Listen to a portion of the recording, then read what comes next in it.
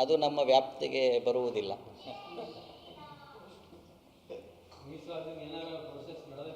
ಹಾಂ, ಖಂಡಿತ ನಡೆದಿದೆ. ಅಂದರೆ ಅದಕ್ಕೆ ಬೇಕಾಗಿದ್ದೆಲ್ಲವೂ ಈಗ ಏನೇ ಇದ್ದರೂ ನಾವು ಕಾರಣಾತ್ಮಕವಾಗಿ ನಾವು ನಂಬಿರೋದು ಡೇ ಒನ್ನಿಂದ ಅದೇ ಇದೆ, ಇವತ್ತು ಅದೇ ಇರ್ತದೆ, ಮುಂದೆ ಅದೇ ಇರ್ತದೆ.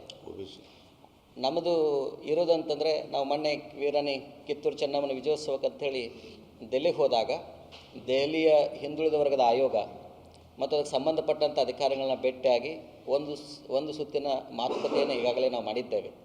ಮತ್ತು ರಾಜ್ಯದ ಸಂಬಂಧಪಟ್ಟಂತಹ ಇದಕ್ಕೆ ಹೇಗೆಂದರೆ ಕೇಂದ್ರದ OBC ಆಗಬೇಕಾಗಿದೆ, ಬಹಳ ಮುಖ್ಯ. ಅಂದರೆ ಅದಕ್ಕೆ ಯಾರ್ದು ವಿರೋಧಿಲ್ಲ.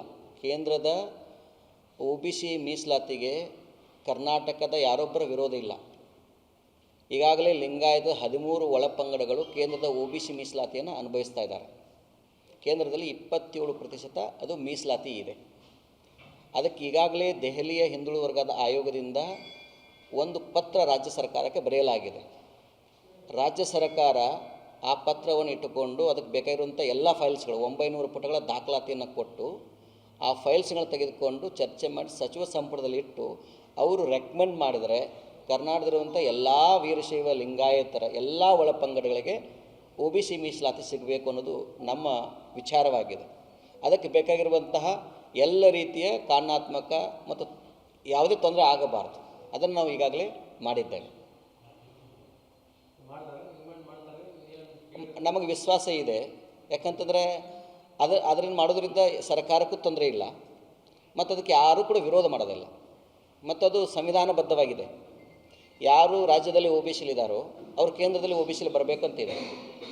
ಸೊ ಅದಾದರೆ ಸರ್ಕಾರಕ್ಕೂ ಒಂದು ಗೌರವ ಮತ್ತು ಇಡೀ ಲಕ್ಷಾಂತರ ಜನ IAS ಆಗಬೇಕನ್ನೋರು, MB ಡಾಕ್ಟರ್ ಆಗಬೇಕನ್ನೋರು, IPS ಆಫೀಸರ್ ಆಗಬೇಕನ್ನೋರು, ಈಗ ಕೇಂದ್ರೀಯ ವಿದ್ಯಾಲಯಗಳಲ್ಲಿ ನೀಟ್ ಪರೀಕ್ಷೆ ಸಂದರ್ಭದಲ್ಲಿ ಅವೆಲ್ಲವೂ ಅನುಕೂಲ ಆಗುತ್ತಂತ.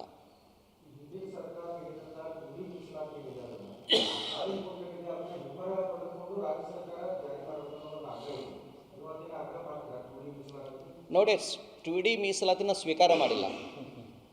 ಫಸ್ಟ್ ಆಫ್ ಆಲ್ ಆಗ್ರಹ ಮಾಡೋದು secondary. We haven't accepted it. ಅವತ್ತು ಮುಖ್ಯಮಂತ್ರಿ ಏನು ಘೋಷಣೆ ಮಾಡಿ ಇದು ಹರಜಾತ್ರೆಗೆ ಬಂದಾಗೂ ಅದನ್ನು ಸ್ವೀಕಾರ ಮಾಡಿಲ್ಲ, ವಿಜಯೋತ್ಸವ ಮಾಡಿಲ್ಲ. ಬಿಕಾಸು ಅದು ಕಾನೂನುಬದ್ಧವಲ್ಲ. ಆ ಮೀಸಲಾತಿ ಅದು ಕಾನೂನುಬದ್ಧವಲ್ಲ. ಯಾಕೆ ಅಂತಂದರೆ ಅದಕ್ಕಿಂತ ಅದೇ ಸರ್ಕಾರದಲ್ಲಿ ಏನಾಗಿತ್ತು, ಮೀಸಲಾತಿಯನ್ನು ಕೊಟ್ಟಿದ್ರಲ್ಲ, SC ಮತ್ತು STಗಳಿಗೆ ಮೀಸಲಾತಿಯನ್ನು ಕೊಟ್ಟರು ಹಿಂದಿನ ಸರ್ಕಾರ. ಕೊಡಬೇಕಾದ್ರೆ ಅದು 30-40 ವರ್ಷಗಳ ಹೋರಾಟ ಇತ್ತು. SCಗೆ 15% ಇತ್ತು, 17% ಮೀಸಲಾತಿಯನ್ನು ಮಾಡಿದರು, 2% ಇನ್ಕ್ರೀಸ್ ಮಾಡಿದರು. STಗಳಿಗೆ 3 ಇತ್ತು, 7% ಮೀಸಲಾತಿಯನ್ನು ಮಾಡಿದರು. ಅವರು 6% ಮೀಸಲಾತಿಯನ್ನು ಇನ್ಕ್ರೀಸ್ ಮಾಡಿದ್ರಲ್ಲ, ಆ ಸಂದರ್ಭದಲ್ಲಿ ನಮ್ಮ ರಾಜ್ಯದ ಮೀಸಲಾತಿ ಪ್ರಮಾಣ 50 ಇತ್ತು, ಅದು 56 ಆಯಿತು. ಆ ಸಂದರ್ಭದಲ್ಲಿ ಮತ್ತು ಅದಕ್ಕೆ ಸುಗ್ರೀವ ಆಜ್ಞೆಯನ್ನು ಹೊರಡಿಸಿದರು. ಅದಕ್ಕೆ ಕಾರಣಾತ್ಮಕವಾಗಿರುವಂಥ ಎಲ್ಲ ಇದನ್ನು ಕೊಟ್ಟರು, ರಕ್ಷಣೆ ಕೊಟ್ಟರು. ಅದನ್ನು ಘೋಷಣೆ ಮಾಡಿದ ಮೇಲೆ ಅದರ ವಿರುದ್ಧ ಯಾರೂ ಕೂಡ ಹೋಗಲ್ದಂಗೆ ಆಯಿತು. ಮತ್ತು ಪರ್ಸೆಂಟೇಜ್ ಆಫ್ ಇನ್ಕ್ರೀಸ್ ಆಗಿರೋದ್ರಿಂದ ಯಾವೊಬ್ಬ ಜಾತಿಯವರು ಕೂಡ ಅದರ ವಿರುದ್ಧ ಹೋಗಲಿಲ್ಲ. ಯಾಕಂದರೆ ಅದು ಕಾರಣಾತ್ಮಕವಾಗಿತ್ತು. ಆದರೆ 2D ಮತ್ತು 2C ಕೊಡಬೇಕಾದಾಗ 56ರಿಂದ 60 ಮಾಡಿ ಕೊಟ್ಟಿದ್ರೆ ಏನೂ ಸಮಸ್ಯೆ ಇರ್ತಿರಲಿಲ್ಲ. ಹೆಂಗಂದ್ರೆ 56 ಆಗಿತ್ತು, ಇನ್ನು 60. ಆದರೆ ಒಂದು ಸಮುದಾಯವನ್ನು ತೆಗೆದು ಕೊಟ್ಟಿರೋದ್ರಿಂದ ಆ ಸಮುದಾಯದವರು ಕೋರ್ಟಿಗೆ ಹೋಗಿದ್ದಾರೆ. ಹಾಗಾಗಿ ಅದು ಕಾನೂನುಬದ್ಧವಾಗಿರಲಿಲ್ಲ ಮತ್ತು ಸಂವಿಧಾನಕ್ಕವಾಗಿ ಆಗಿರಲಿಲ್ಲ. ನಾವು ಹೇಳಿದ್ದು ಹೆಂಗೆ ಅವರ ಪರ್ಸೆಂಟೇಜನ್ನು ಇನ್ಕ್ರೀಸ್ ಮಾಡಿ ಕೊಟ್ಟಿದ್ರಿ, ಹಂಗೆ ನಮ್ಮ ಸಮುದಾಯಕ್ಕೂ ಪರ್ಸೆಂಟೇಜ್ ಇನ್ಕ್ರೀಸ್ ಮಾಡಿ ಕೊಟ್ಟಿದ್ದರೆ ಇವತ್ತು 2D ಮತ್ತು 2Cನೂ ಲಾಗೂ ಆಗ್ತಾಯಿತ್ತು, ಅದು ಅನುಕೂಲ ಆಗ್ತಾಯಿತ್ತು. ಅದು ಸಂವಿಧಾನಬದ್ಧ ಆಗದೇ ಇದ್ದಿರೋದ್ರಿಂದ ಅದು ಕೋರ್ಟಿಗೆ ಹೋಗಿದೆ. ಈಗ ಇಷ್ಟು ವರ್ಷಗಳ ಕಾಲ ಒಂದು ಮನೆಯಲ್ಲಿ ಇರ್ತಾರೆ, ಅವ್ರು ಸಡನ್ನಾಗಿ ಅವ್ರನ್ನ ಹೊರಗಡೆಗೆ ನಮ್ಮನ್ನು ಒಳಗೆ ಕೂಡಿಸ್ಬಿಟ್ರೆ ಅವ್ರು ಪ್ರತಿಭಟನೆ ಮಾಡೋರೆ. ಹಾಗಾಗಿ 60% ಮೀಸಲಾತಿ ಆಗಿದ್ದರೆ ಈಗ ತಮಿಳುನಾಡಲ್ಲಿದೆ, ಹರಿಯಾಣದಲ್ಲಿದೆ, ದೇಶದ 10 ರಾಜ್ಯಗಳಲ್ಲಿ ಮೀಸಲಾತಿ ಪ್ರಮಾಣ ಹೆಚ್ಚಾಗಿದೆ. ಸೊ ಹಿಂದಿನ ಸರ್ಕಾರ ಕೊಟ್ಟಂಥ ಮೀಸಲಾತಿಯನ್ನು ನಾವು ಸ್ವೀಕಾರ ಮಾಡಿಲ್ಲ.